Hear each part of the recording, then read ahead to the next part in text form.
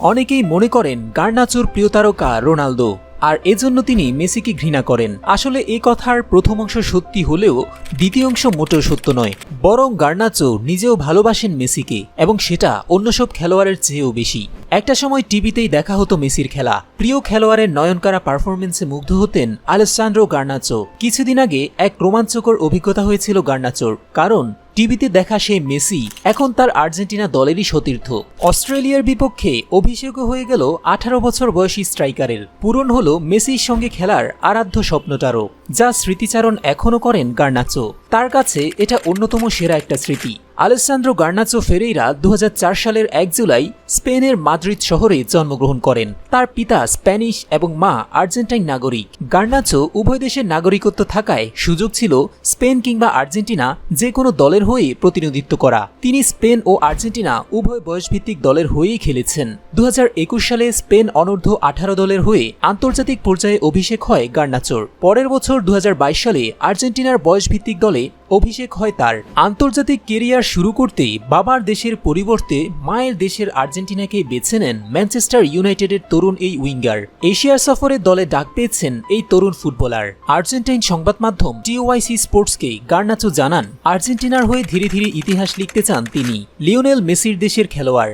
আর্জেন্টিনার হয়ে তার খেলার কথা ছিল বিশ্বকাপেও, যদিও শেষ পর্যন্ত জায়গা হয়নি চূড়ান্ত স্কোয়াডে। বিশ্বকাপে খেলার সুযোগ না পেলেও নিজের সামর্থ্যের প্রমাণ দিয়ে চলেছেন আলেসান্দ্রো গার্নাচো। তাকে আর্জেন্টিনার খেলোয়াড় হওয়ার সত্ত্বেও আবির্ভাবের শুরু থেকেই গার্নাচোকে তুলনা করা হতো ক্রিস্টিয়ানো রোনালদোর সাথে। রোনালদোর বড় ভক্ত এই আর্জেন্টাইন। তার মধ্যে এবার পর্তুগিজ মহাতারকার ছায়া দেখার কথা বলেছেন ম্যানচেস্টার ইউনাইটেডের কিংবদন্তি ফুটবলার পল স্কোলসো।